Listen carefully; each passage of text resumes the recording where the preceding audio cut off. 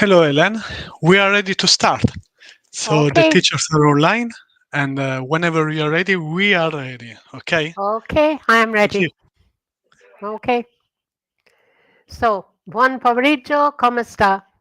My name is Elaine. I am the lead tutor with Learn Key Training Institute, which is an English language school here in Malta and also in Italy. We host and teach the students of Scuola Viaggi, and they have been coming here for many years now. We have designed this course to teach you, not to teach you, to explain to you a little bit about how we teach the students here in Malta, as we think it's a little bit different from the teaching that you do in your schools in Italy. So, uh, I am from Scotland originally. I have lived in Malta for many years. I've also lived in Spain and in Tunisia. My background is in travel and tourism, and I'm a lecturer also in travel and tourism. And of course, I've been an English language teacher for many years. So, Vincenzo, if we could have the next slide, please.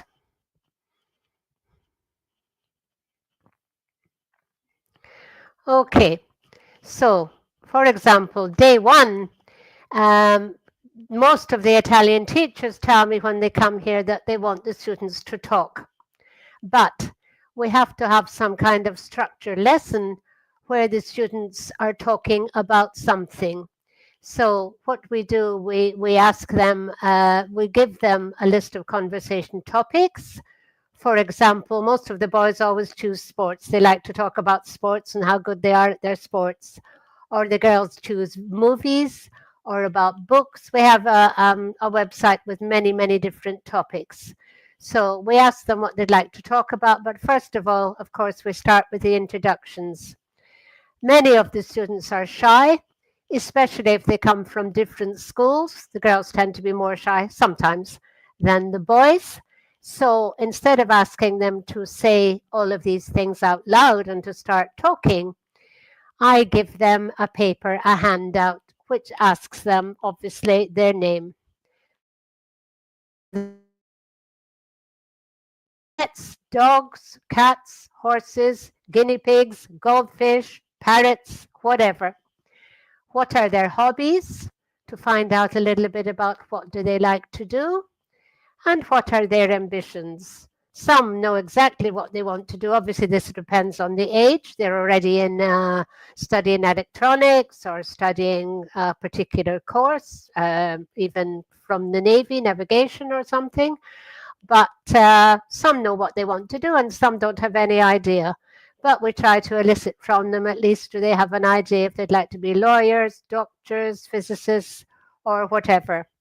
And we spend about 10, 15 minutes asking everybody to write this down instead of just starting to talk. And we find it much easier that we divide the class up into groups, normally groups of 4 or 5. And then we go around the class and we ask them to read out what they've said. Some have very funny answers, some haven't said very much, but then obviously we try to elicit more information from them as the lessons go on. Thank you. Can we have the next slide, please, Vincenzo? Okay, so today's lesson, we have an introduction to ELT methodology. What is ELT? ELT is English language teaching. We use the communicative method. And communicative language teaching is task-based learning. The direct method. What is the direct method? The direct method is that we do not translate anything. Of course, maybe they translate on their phones, the odd word or so, but we use only English. We try to encourage only English in the classroom and only English in the rest of the tours, but we don't always succeed in that. But anyway, we use only English. And we're also going to talk about the role of the teacher and the student. I believe firmly in student-centered learning. What is student-centered learning? Student-centered learning, we don't stand there with a whiteboard and give them grammar lessons and talk to them. We give them handouts, we give them work to do, and we ask them to do the work. Of course, we oversee this, we oversee they've done it correctly, and we do this in their groups. So we are more of a facilitator than a teacher in this role. Of course, we will explain any points that they need to know, any that they ask. Our job is to build rapport with the students and to understand the students' perspective and learning styles. For example, I did my thesis in multiple intelligence theory. I don't know if any of you have heard of this, but basically it says that students learn in different ways, actually 8 different ways. I'm not going to go into them all, but some students like to see things. Some students are linguistic, they like to hear things. Some students are mathematically designed their brains. So we try to tap into all of their different styles of learning so that basically everybody enjoys the lesson. They go home and said they've had a great time in Malta. What's more, they say they've had a great time at Learn Key Training Institute and with Scuola, Viaggi. Okay, Vincenzo? So we have a subject from each of these topics, as I said before, and we ask them to write 5 sentences about it. This is just a website for you, and in later lessons I will be giving you links to various handouts, various materials, various websites, books, etc. that we use to obtain this information. But this gives, I will go into this next lesson as well, but this gives you some links to all the topics. Really, it's any topic under the sun that you have here, but I normally choose about 10. I have a handout from the ones that they like, for example, sports. I give them the handout. They're shocked when they see the handout because it's about 100 questions, but then I explain we only want like 5, like which sports do they like, what do they enjoy doing, what would they like to do, etc. Really to see their level of English and to get them to write something in their groups and converse with their fellow peers. Okay, Vincenzo, thank you. I didn't explain that on the day of arrival, the students are all together. We give them an online placement test on their phones, and this allows us to see their level of English if we have large groups, and then we divide them according to the teachers. So usually we should have more or less the same level in each class, and normally we don't have more than about 15 students in each class. So let's go back to a sample lesson plan day 1. So we're going to go, we have a handout about a restaurant IELTS speaking vocabulary. We have an eating out crossword so that they have a bit of fun doing the crossword. Then we have the handouts about eating out. And from this book, these are the pages that they read. And then at the end of this, after all the work that we've done before, we ask them to create a menu. They have great fun creating this menu, and at the same time they're practicing their English. The purpose of this is to get them to speak, because they create this menu using cardboard, scissors and glue and carton sheen. We give them colors and we give them magazines which they can cut out, and they follow the instructions and describe their menu. They can have an Italian menu, for example, spaghetti bolognese, but they have to describe the ingredients in English. This normally takes them 1 or 2 hours in their groups. We ask them, I will show you an example of their menus later on. They normally do very, very good work with this, and they have great fun. And the whole purpose of this, once they have done it, is that they need to come out to the front of the classroom. They pin their menu onto the whiteboard, and they have to present their menu in their groups to the rest of the class. We don't give them exams. We give them a certificate at the end of the 15 hours or however long they are booked for. We don't give them exams, but we do assess them on the work that they've done all along. And this is the first assessment. And they're assessed on how good they have presented the menu. I ask each one of them to talk, not just they appoint one and they do all the talking and the rest just stand there. They all have to talk, they all have to describe part of their menu, and they are assessed on this as we go along. Okay, thank you, Vincenzo. Next one, please. So, as we said, we go back to what we asked the students to do on day one. We ask the students to write down the answers to the handouts we give them about themselves. We ask them to choose a topic and write 5 sentences about it, that link that I just showed you. We give them about 30 minutes, 15 to 30 minutes to complete this task. And then we go around the class and ask them to read out their answers. I normally start with the ones that I see are more lively, more outgoing, so that by the time we come to the shyer ones, they have more confidence to read out their answers. Thank you. We give them cartoon, color, scissors and glue and ask them to create a menu according to the handout, to the instructions we've given them. We normally ask them to choose 2 starters, 3 main courses, 2 desserts, 2 side dishes, and some wine, depending on their age. But most of them, regardless of the age, seem to know about the wine that goes with the dishes. We give them magazines to cut out, magazines concerning food, of course. This normally takes around 2 hours, and they then present their menus in their groups to the rest of the class, and they are also assessed on the menu that they present. They love to take photos of their menus to show to their family, to their friends, to their teachers, to other classes if we have other classes, and they enjoy doing this. Okay, thank you. We do a lot of project work like these menus. We also do them creating an island. We ask them to create a board game. We ask them to create a menu. Why? Because this gets them working in groups, their initiative. You would be amazed at some of the islands. I will show them in later lessons, some of the islands that they've created, some of the topics that they've come up with, who lives on their islands. We also use books, which I will explain in later lessons too. We use the impact book, and the impact book has a lot of project work as well. For example, there's one lesson that we have about sports, extreme sports, and we ask them to create 3 extreme sports, and you would be absolutely astounded at the extreme sports that they have created and come up with. So definitely they have vivid imaginations.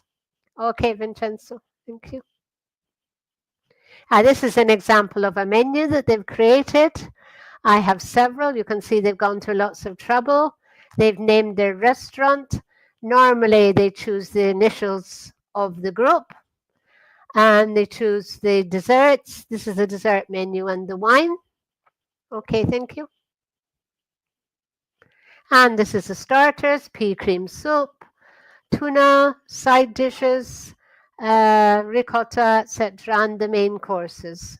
So they just put down the name of the dish, like roast potatoes, but they have to describe to the class how they cook the potatoes, what are the ingredients, if they have more than one ingredient, of course, and they describe all these in English, and they have good fun doing this.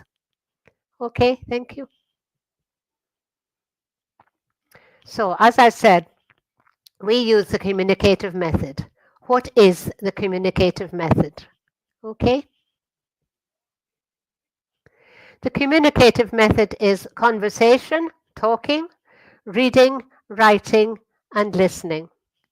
Because we cannot just say, okay, let's start talking. What are they going to talk about? They need a subject to talk about. So we use the books for the reading. We ask them to do some writing. Obviously, they need to listen. They listen to, we have videos, we have a projector, we have tapes. So they listen to the tapes, and then they have a chance at the conversation. They talk about what they've listened to, or what they've read, or what they've seen on the short videos that accompany the books. Thank you. So our methodologies. The method one is the direct method. What is the direct method? The direct method is that we use only English. We don't translate anything. They can translate the odd word or two, of course. They have to at some point in time, but normally we just use handouts in English and we talk in English. Thank you. The communicative language teaching, CLT. What is communicative language teaching? Well, we've said already, we have the conversation, the talking, the reading, the writing, and the listening. That is communicative language teaching. So we are communicating about real life scenarios and real life scenes. Okay, thank you. We have a lot of task-based, project-based, inquiry-based learning so that they are doing rather than listening to us. Of course, we give them the handouts, we give them the guidelines as to how to do these tasks, how to do these projects, and they have something to see at the end of their time with us. Even the tours are project-based because we have many, what do you call them? Treasure hunts. We have many treasure hunts. For example, they have a tour of San Antone Gardens, which is the president's palace. But we don't just ask them to walk around it aimlessly. We give them clues in their groups as they go in, and they have to find the clues. Of course, the clues are based in English, are written in English, and they can either take photographs or they can write their answers on papers and pencils, of course, on boards, and they come again in their groups. Normally, we give them a prize. I give them a packet of biscuits or something small just to incentivize them to actually go. Normally, they enjoy this. We also have a Valletta.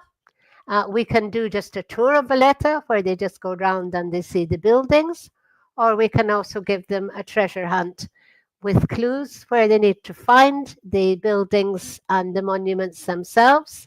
And again, they come back, and we do this also in Mdina, which makes the tours more fun. Thank you.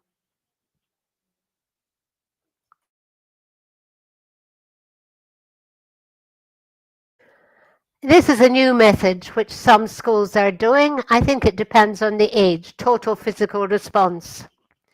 For example, depending on how long the group are with us, we ask them to either create a song or a dance routine or something which expresses their visual and their physical response. Of course, they do this in English, and we also have a fashion show which they need to create, and also they create a band.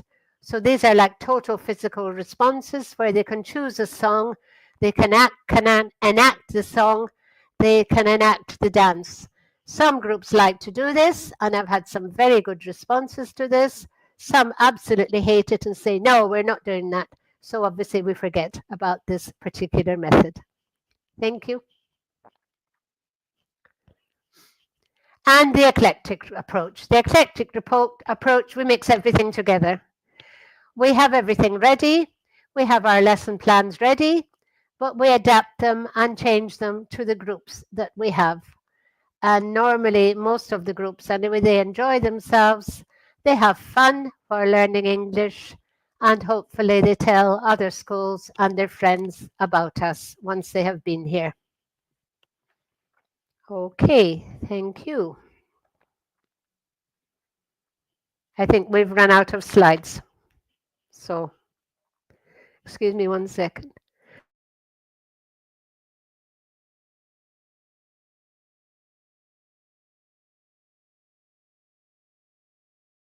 I can just basically explain the rest of the course. So today we're looking at the methodologies. Then we're going to look at the phonetics and the pronunciation. We're going to look at the grammar and the syntax, the vocabulary acquisition, the teaching, reading and writing, the listening and speaking skills, the classroom management assessment, excuse me,